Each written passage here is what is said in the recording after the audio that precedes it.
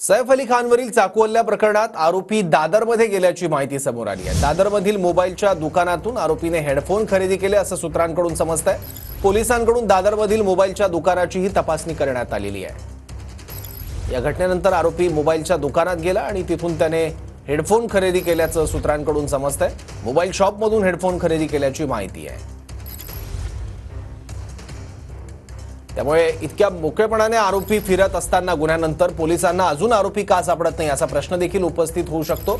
आरोपी दादरमध्ये गेल्याची माहिती आहे। दादरमधल्या मोबाईलच्या दुकानातून आरोपीने हेडफोन खरेदी केल्याचं सूत्रांकडून समजतंय।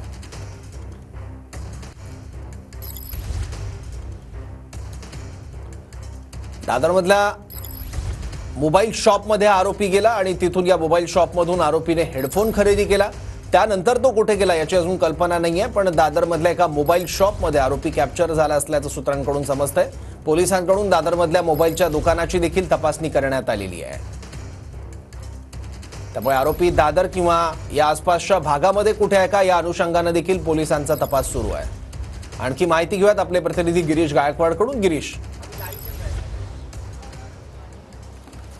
नक्कीच आपण पाहतोय सौरभ, काल क्राईम ब्रांचच्या 2 टीम मुंबईच्या दादर परिसरामध्ये दाखल झाल्या होत्या आणि ज्यावेळी आरोपींना हल्ला केला त्यानंतर तो दादर परिसरात पोहोचला। दादर स्टेशन परिसरामध्ये मोबाईलचं हेच ते दुकान आहे ज्या ठिकाणाहून त्याने हेडफोन विकत घेतला। सकाळी 9 वाजताची वेळ होती। 9 वाजेपर्यंत हा जो आरोपी आहे तो याच ठिकाणी घुटमळत होता आणि त्याने एक हेडफोन या दुकानातून विकत घेतला आणि दुकानातून हेडफोन विकत घेतल्यानंतर त्याने या ठिकाणाहून पोबारा केलेला। आपल्यासोबत दुकानदार है, क्या नाम है आपका?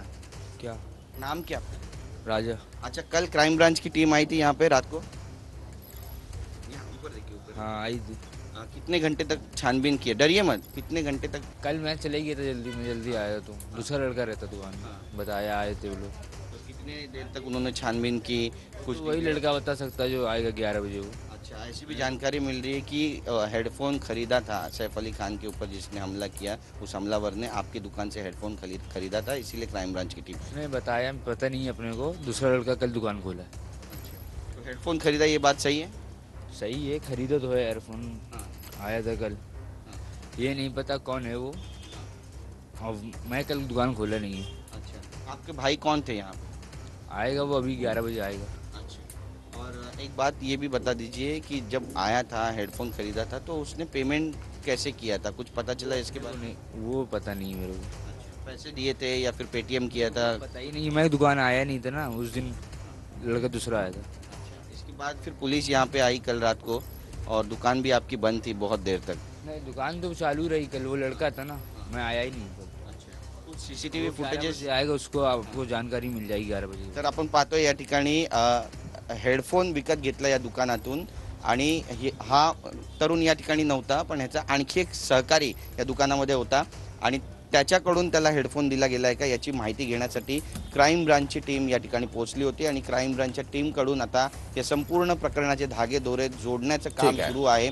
पण त्यांना यश कधीपर्यंत मिळणार आहे हे पाहणं सुद्धा तितकंच महत्त्वाचं ठरणार आहे। आताची सगळ्यात मोठी घडामोड आहे, आरोपींना हल्ला केल्यानंतर दादर परिसरामध्ये एका हॉटेलच्या बाजूला असलेल्या दुकानातून हेडफोन विकत घेतला। बरोबर, धन्यवाद गिरीश या माहितीबद्दल।